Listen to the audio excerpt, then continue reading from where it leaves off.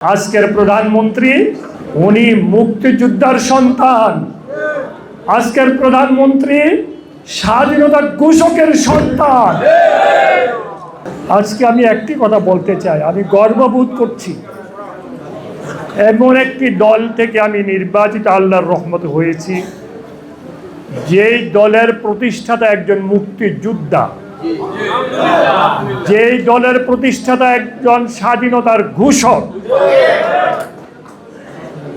আমি এই জন্য গর্ববোধ করছি যে এমন একটা দল থেকে আল্লাহ পাক আমাকে নির্বাচিত করেছেন, আলহামদুলিল্লাহ।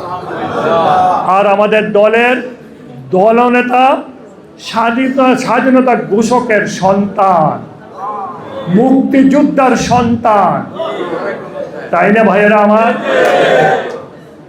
তাহলে আমাদের যে সৌভাগ্যবান কে হতে পারে?